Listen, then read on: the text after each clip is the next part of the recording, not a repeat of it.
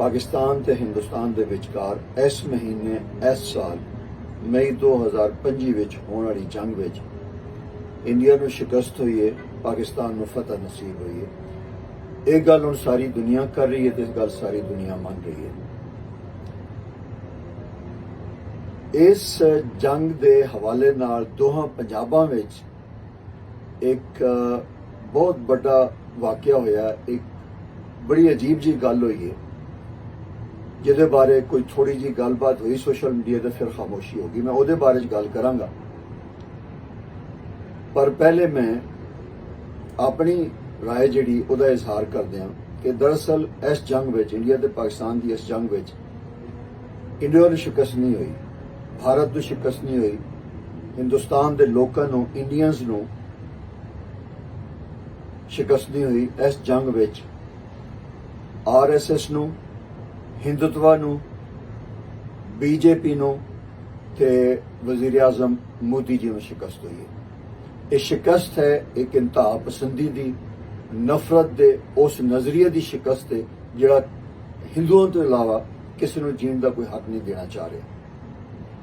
मैं समझना कि पाकिस्तान ते हिंदुस्तान दे इस जंग के बाद ते हिंदुस्तान की शिकस्त तो बाद प्राइम मिनिस्टर मोदी जी का जिहड़ा जवाल शुरू हो गया ते मोदी जी इस वक्त या बहुत जल्दी इररिलेवेंट हो जाएंगे, इंडिया विच भी, इलाकाई मुकामी तौर पे, आलमी लैवल ते वर्ल्ड पॉलिटिक्स विच भी।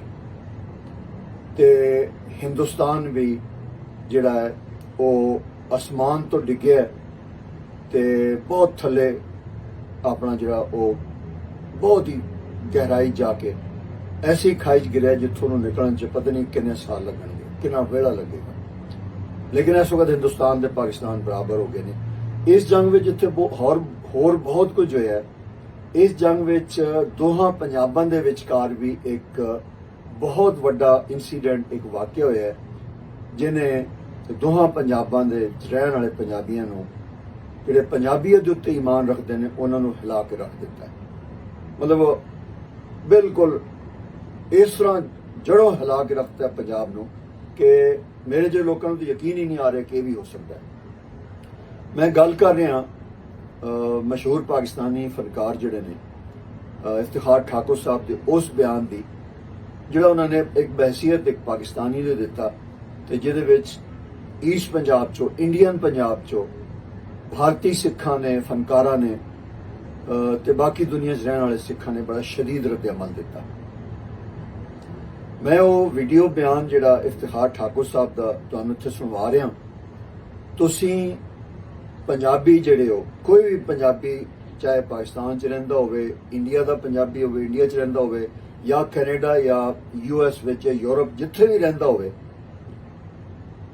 मैं चाहांगा कि तुसीं इफ्तिखार ठाकुर साहब दे इस बयान दे उत्ते आके अपना रद्द अमल दो। तुसीं पाकिस्तानी फनकार हो, पॉलिटिशियंस हो, तुसीं लिखारी हो, सूझवान हो, एक्टिविस्ट हैगे हो, ह्यूमन राइट्स एक्टिविस्ट हैगे हो, तुसीं सोशल मीडिया एक्टिविस्ट हैगे हो, तुसीं जिस भी शोबा जिंदगी, तुसीं रिटायर्ड फौजी हो गए हो, इंडियन या पाकिस्तान आर्मी दे हो, तुसीं रिटायर्ड पॉलिटिशियन हैगे हो या अजे भी सियासत विच होगे, गर्ज तुहाडा पंजाब ते पंजाबी दे हवाले नाल जे तुसीं पंजाबी हो, किसी भी शोबा जिंदगी नाल तल्लक होवे, भावें तुसीं कोई स्टेट्समैन हो, तुसीं राय जरूर देनी है।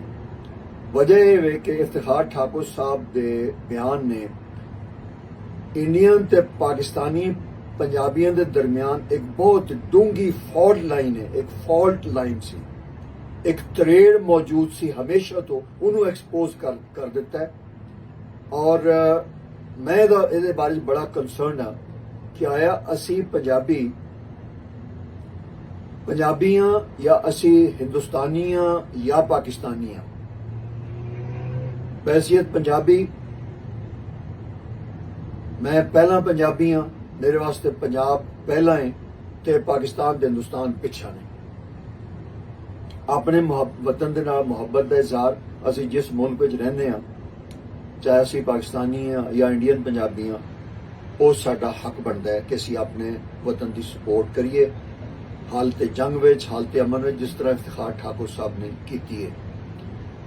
ਪਰ ਇੱਥੇ ਇੱਕ ਸਵਾਲ ਉੱਠ ਖਲੋਤਾ ਹੈ ਪੰਜਾਬੀਅਤ ਦੇ ਹਵਾਲੇ ਨਾਲ, ਪੰਜਾਬੀ ਕੌਮ ਪ੍ਰਸਤੀ ਦੇ ਹਵਾਲੇ ਨਾਲ, ਤੇ ਗ੍ਰੇਟਰ ਪੰਜਾਬ ਦਾ ਜਿਹੜਾ ਕੁਝ ਲੋਕ ਖਾਬ ਦੇਖਦੇ ਨੇ ਖਾਲਿਸਤਾਨ ਦੇ ਹਵਾਲੇ ਨਾਲ, ਜਾਂ ਇੱਕ ਜਿਹੜਾ ਯੂਨਾਈਟਿਡ ਸਟੇਟਸ ਆਫ ਪੰਜਾਬ ਦਾ ਜਿਹੜਾ ਇੱਕ ਤਸੱਵੁਰ ਪੰਜਾਬੀਆਂ ਦੇ ਵਿੱਚ ਮੌਜੂਦ ਹੈ, ਉਹਦੀ ਵੈਲਿਡਿਟੀ ਬਾਰੇ, ਉਹਦੀ ਜਿਹੜੀ ਆਪਣਾ ਅਹਿਮੀਅਤ ਹੈ, ਉਹਦੇ ਬਾਰੇ ਇੱਕ ਬਹੁਤ ਵੱਡਾ ਸਵਾਲ ਉੱਠ ਖਲੋਤਾ ਹੈ।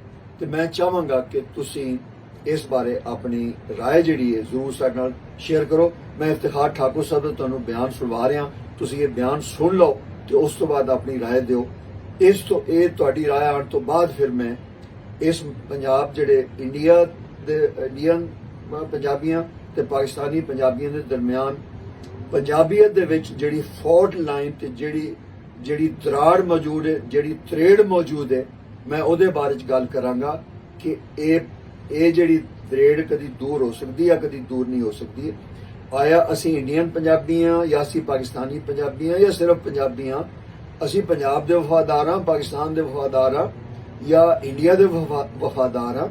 ਸਾਡਾ ਬਹਿਸੀਅਤ ਇੱਕ ਪੰਜਾਬੀ ਕੌਮ ਦੇ ਸਾਡਾ ਮੁਸਤਕਬਲ ਕੀ ਹੈ, ਇਹਦਾ ਫੈਸਲਾ ਤਾਰੀਖ ਕਰੇਗੀ ਤੇ ਉਹਦੀ ਬੁਨਿਆਦ ਤੇ ਉਹਦਾ ਮੁੱਢ ਇਨਸ਼ਾਅੱਲਾ ਮੈਂ ਰੱਖਾਂਗਾ ਚੌਧਰੀ ਨਜ਼ੀਰ ਕਹੂਟ।